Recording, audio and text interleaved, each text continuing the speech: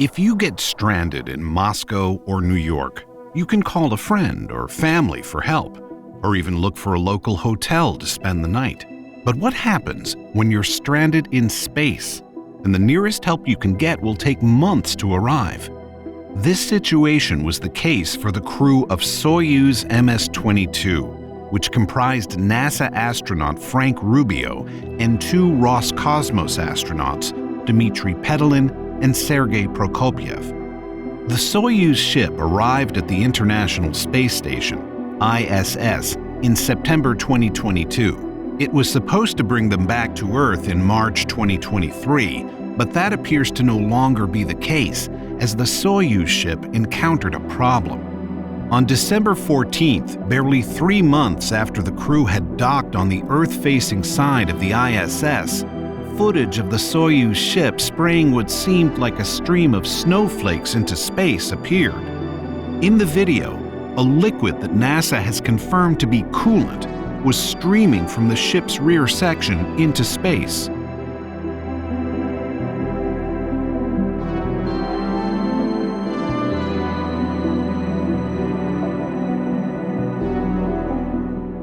The International Space Station is a result of collaborations between 5 space agencies, namely the Russian State Space Corporation, Roscosmos, Canada's Space Agency, CSA, Japan's Aerospace Exploration Agency, JAXA, the European Space Agency, ESA, and the United States National Aeronautics and Space Administration, NASA. These 5 agencies combined to build the biggest space station in low Earth orbit. Since the launch of its first segment in 1998, the Space Laboratory has been in orbit. Although it was initially unmanned, the first group of astronauts landed on it on November 2, 2000. Ever since then, the station has always been occupied by crews. The ISS is not just the largest manufactured object in our solar system. It is also the largest satellite in low Earth orbit. This means you can see the station from the Earth with your naked eye. The station goes around the Earth about 16 times a day. However, the station, which serves as a space laboratory where scientific research on astronomy, physics, astrobiology, meteorology, and other fields is carried out, it is just the 9th space station inhabited by astronauts. Due to the multiple agencies invested in the ISS, its ownership and use are decided by intergovernmental treaties and agreements.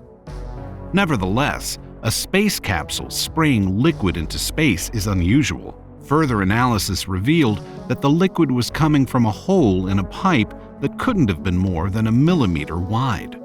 The damage was believed to have possibly been caused by a small piece of space debris moving at about 4.35 miles per second, or about 7,000 meters per second, although this hasn't been verified yet.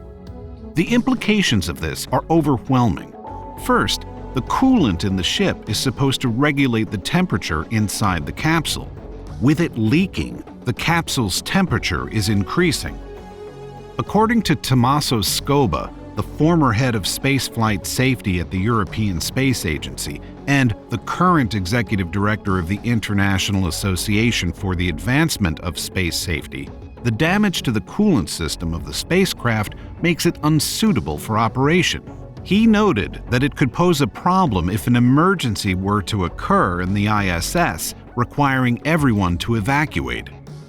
Such issues can lead to ammonia getting attached to the spacewalker's spacesuit during the spacewalk and contaminating the ISS environment. This can affect other spacecraft as well, which is the reason for the cancellation of the other scheduled spacewalk. Space travel and orbit are full of dangers, as the craters on the Moon, Mars, and even our planet have shown. There are also dangers from space or artificial debris caused by remnants of our technology from past space missions. These too pose a potential problem to the ISS.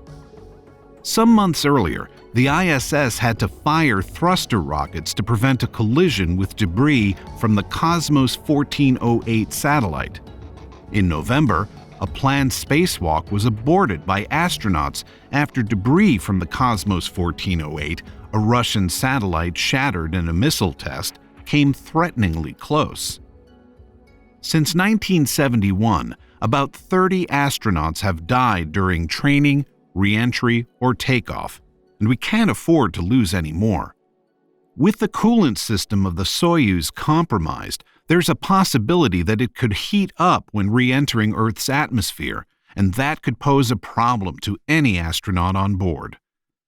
In the past, NASA thought of having a crew return vehicle, a kind of lifeboat for ISS that would be permanently docked on the ISS and could contain every astronaut on the space station. However, the Challenger and Columbia disasters and what has been learned from them showed that it wouldn't be a safe project, and NASA abandoned the idea. The Challenger disaster refers to the Space Shuttle Challenger, which blew up less than 2 minutes after it took off on January 28, 1986, killing all astronauts on board. This was one of the infamous missions that ended in disaster for the United States.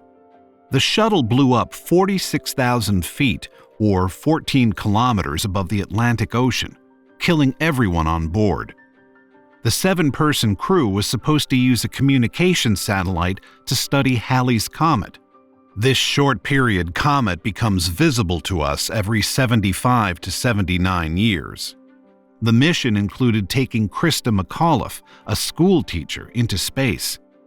Her being on the team gained media coverage and created anticipation for the launch, which was broadcast live in many schools in the United States. This extensive coverage meant that school children watched as the disaster happened. The crash was caused by a disastrous flaw in the SRB's O-rings and was made worse by the cold temperatures. Because of this disaster, the Space Shuttle program was closed for nearly 3 years and led to the formation of NASA's Office of Safety, Reliability, and Quality Assurance. Similarly, the Columbia disaster occurred on February 1, 2003, when Space Shuttle Columbia broke apart as it returned to Earth. The Space Shuttle exploded over Texas as it re-entered the Earth's atmosphere. That's when a piece of foam from the external fuel tank came off and damaged the shuttle's left wing. According to the Columbia Accident Investigation Board, the foam chunk was about 2 feet long and a foot wide, and it hit the wing's heat-resistant panels at a relative speed of roughly 500 miles per hour. The disaster was caused when an insulative foam fragment detached from the external tank and hit one of the wings of the shuttle. The disaster killed 7 astronauts, made NASA delay the ISS construction, and suspended space shuttle flights for about 2 years. So, apart from the Soyuz MS-22, the only other ship on the ISS for the Soyuz crew is the American SpaceX Dragon, which brought 4 astronauts aboard the space station in October. Among the astronauts are a Russian, 1 Canadian, and 2 NASA astronauts. In an emergency that requires evacuation, this group of astronauts can escape in the SpaceX Dragon, leaving the Soyuz crew with no spacecraft to escape. Nevertheless, Russia is already working on rescuing the astronauts. Any rescue attempt would need a spaceship similar to the leaking Soyuz spacecraft.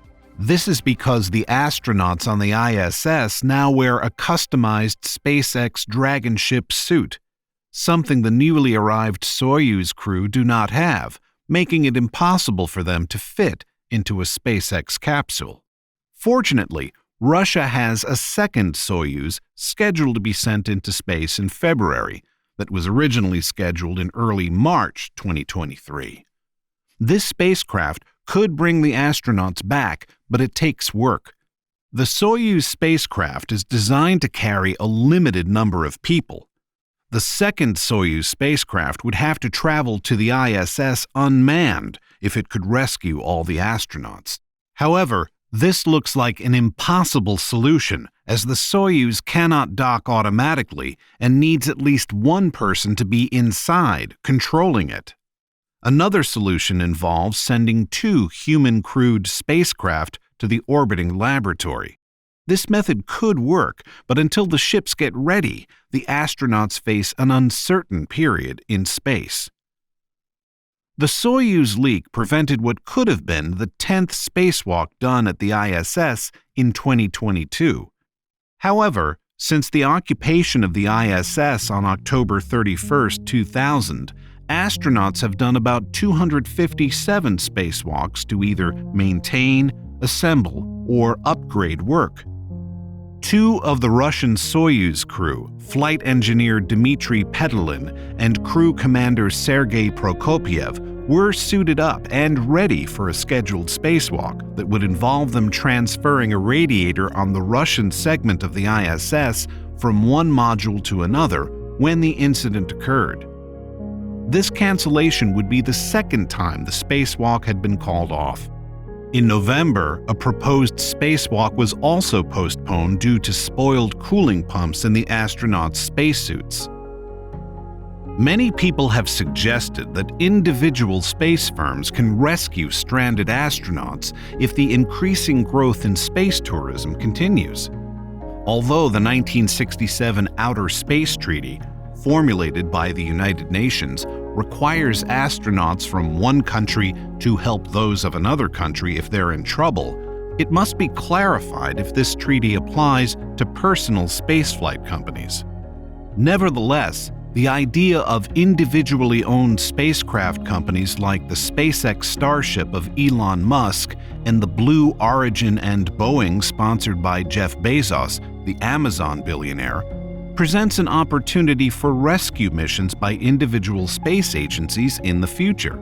While many see privately owned space companies as an answer to emergencies, others view it as a way to tour space. The Dear Moon mission is set to launch in 2023 and will take 9 crew members into space.